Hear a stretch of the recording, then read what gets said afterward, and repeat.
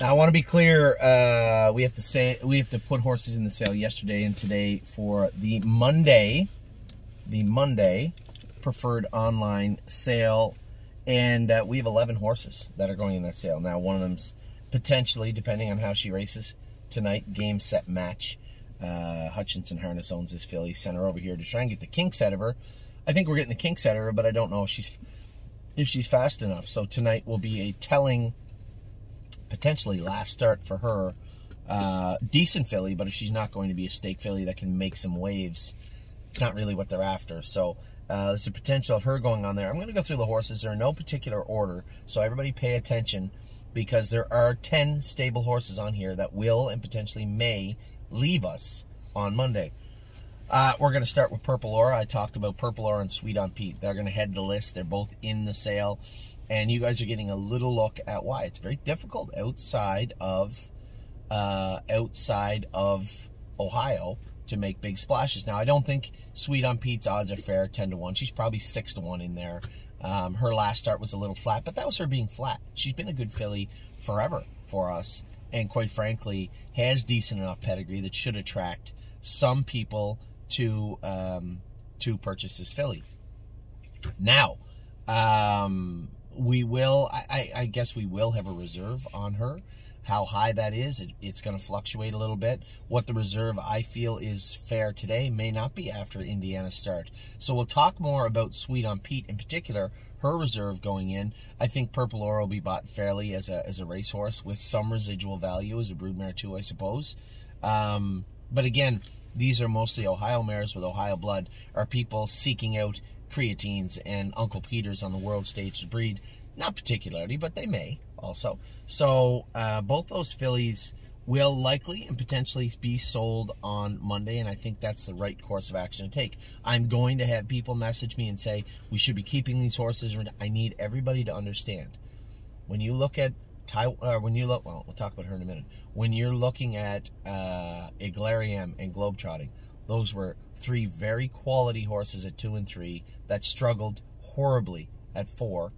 And quite frankly, it makes me feel, especially heading into before last night with Globetrotting, and certainly after the break from Iglariam the other day, that we maybe should have bred them or even sold them last year. And I talk all the time about mistakes of the past not wanting to be repeated, and this is one of them. So I'm going to be as frank as I can with everybody. Sweet on Pete and Purple Aura will be sold if the price is right, so to speak, and I think we will get fair prices for both of them. Tie One On, another filly. I missed a client of mine, Richard, and a number of people make arguments why she should stay, why we should keep her. Yes, there are classes for Tie One On at the Meadows in Ohio for horses up to almost 10 wins for fillies and mares. So there are classes. So I guess the question remains, what are they worth? What is the claiming price on those horses? What are we willing to accept?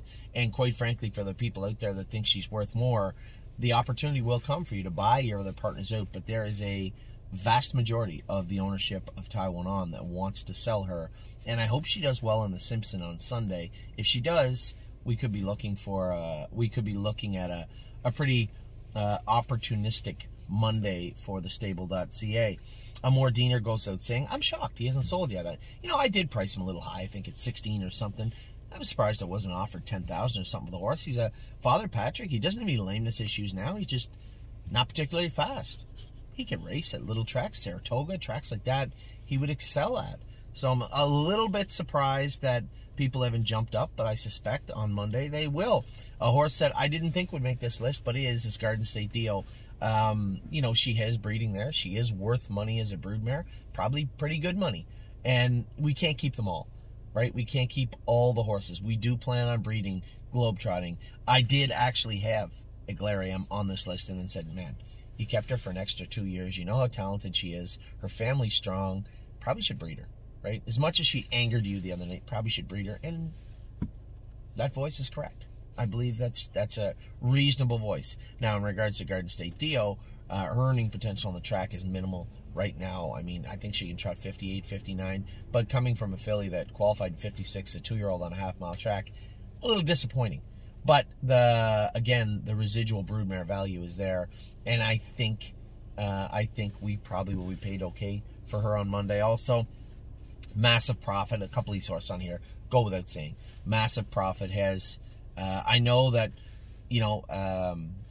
Ross is a lot like me. He's going to give a horse a lot of room to try and let them grow and mature and become the horses we want them to become. But at some point, you have to say, all right, it's just not going to happen. It's not materializing. And although Massive Profit won his last start, he's no longer eligible to that class. Now, there probably is tons of classes in Dover, or maybe the Meadows, or anywhere for him. But he has to go out and win those races. He has to go out and make a splash right away. And I'm not confident he can, and I don't think Ross is. We talked about it and said, listen, nice horse with lots of upside, but the type of horse somebody would want to buy. And that probably is a big reason he is going in the preferred sale on Monday. My Sweet Mimi, I love this filly, but again, I talked in the earlier video about why she would be in the sale, and it's very simple. She's maximizing what she can do in Ohio. I don't know that I want to bring her back to Ontario. I don't think I will. I think we're going to get paid fair price for her, and she's made us money along the way. I think it's time to maybe look, especially as we head into the winter, and try and figure out what we want, what's coming back, what we already have in the barn. We already have horses tripping over one another here in Ontario. We don't want to have that throughout North America. And I don't know that there's a ton of places for My Sweet Mimi, but I could be wrong. And again, raced very well last night. Has been racing great. One on the front, one from off the pace. For anybody looking to buy a trotter, gets around any size track, has no lameness issues at all. Probably going to get paid pretty good for My Sweet Mimi. Now the next one's tough. I need everybody to understand. I'm going to finish with that one. Bear with me. Adrenaline Rush, he'll likely be claimed tonight, and if he's not, fine. I'm going to put him on the site, saying to myself, there's probably a good chance that this horse might be overpaid. Who's to say we can't get like 18 US for this horse, which would be a great stroke of business. He will be claimed eventually, and if this class gets tougher at Flamborough, there's nowhere else for him to go. Nowhere. Well, there is, but you're not going to like where that is. That's like a 7-claimer. So I think understanding what we're dealing with right now is one horse with one class in Ontario to work with. One. Not a favorable situation to be in. It's okay. It's mitigated because he appears to be the best or one of the best horses in that class. But if that changes at all, that's it. We don't have anywhere else to race him. So I think it goes without saying that at least exploring this avenue makes the most sense to me. Not to say we're not giving him away for less than he's in for. Why would we do that? The horse can race in there for another little while.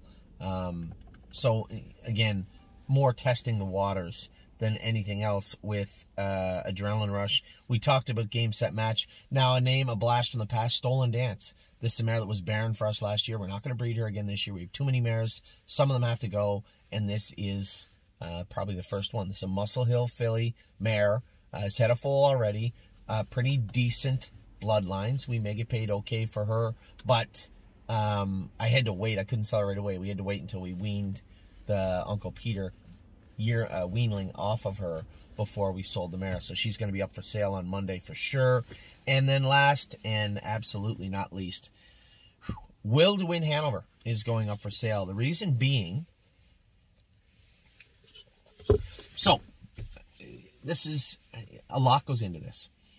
We know what Will to Win Hanover would be worth with, say, a Walner baby in her belly in Kentucky, and sold as a broodmare in foal to Walner, where the foal would be dual eligible. That situation would be favorable for us, although she's not in foal right now. She's not in Kentucky. I am willing to keep this mare because I know what she would likely bring in a market like now, like this year or last year. Who knows what happens next year? But all things considered, I think retaining her for the right amount of money is perfectly fine, but we need to price her also. I have been contacted because I did shop her around to some of the breeding firms, and of course they're going to try and lowball people and pick the horses up. I want to send a clear message, everybody, that I know what she's worth, and that's what we will retain her for if we have to, and that's close to 6 figures. And there's plenty of people that say that she's not worth that. You're wrong. You're simply wrong. To put this mare in foal to Walner, run her through the sale, a full sister to Crystal Fashion by Cantab Hall, beautiful mare, trotted in 55, stakes placed in the Constellation. She was 3rd. Never made a break, I don't think, in her life. Has always been ready to work, handy and beautiful. You bring her in the flesh, to a place like Harrisburg in foal to Walner with the pedigree she has behind her. Not just Crystal Fashion. There's a $1 million winner in the third dam. So let me just set the scene for you what this sale page would look like.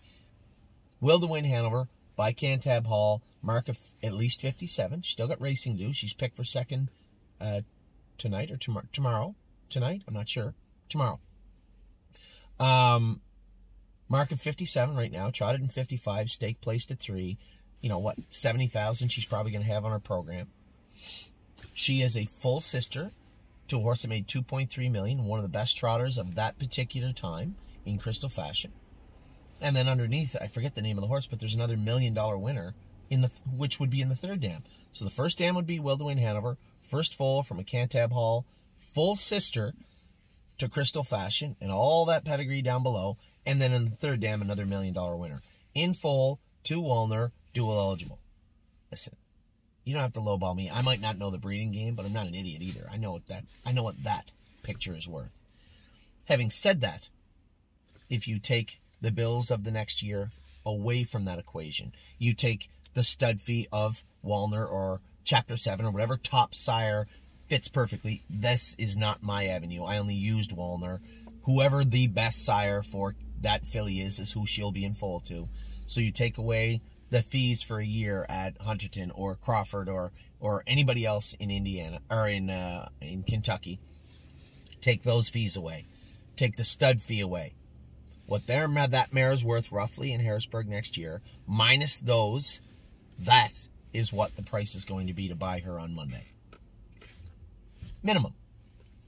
And for the people out there that, you know, if there's any breeders out there that want to buy her, we're not giving her away. I didn't buy her as a yearling and watch her race okay, injure herself at 2. You know, injure herself at 2. Cracked a foot at 2. Came back at 3. Yeah, she was lackluster. But not a useless horse. Pretty decent filly. If you look at the amount of time she was in the money on the board, pretty decent filly. But that's not the story. The story is behind on the pedigree. So Will to Win Hanover is offered up for sale, and if we get paid properly for her, fine, we sell her. And if we don't, we keep her. That's the position on Will to Win Hanover on Monday. So, to reiterate this list again, Taiwan On is going up for sale on Monday. Sweet on Pete is going up for sale on Monday, so is Purple Aura. Now you get to a little part of the list where it's a little more self-explanatory. Amor Diener, Garden State Dio, Massive Profit, My Sweet Mimi, Adrenaline Rush, Stolen Dance, Game Set Match. Those horses are likely in the sale on Monday. The only unknown from that list, that portion of the list, is Game Set Match, and that's on her tonight. That's up to her. And then obviously what I would say is the bigger picture, of the bigger item on that list is Will to Win Hanover. So that is what we are looking for the sale on Monday. Just letting everybody know, we also will be looking if there are racehorses that are going to fit in. You guys know we were the underbidders on Greatest Ending, and we bought a number of aged horses. I'm going to be looking very closely at what we have. Now that I've spoken to the race office at Mohawk, I have a clearer picture of what we need, and we'll be pursuing those types of horses. So that's a little video also for you guys to kick off your day, just to let you know what is going on at the stable, what our expectations are, and what is taking place at the sale on Monday. Take care, everybody.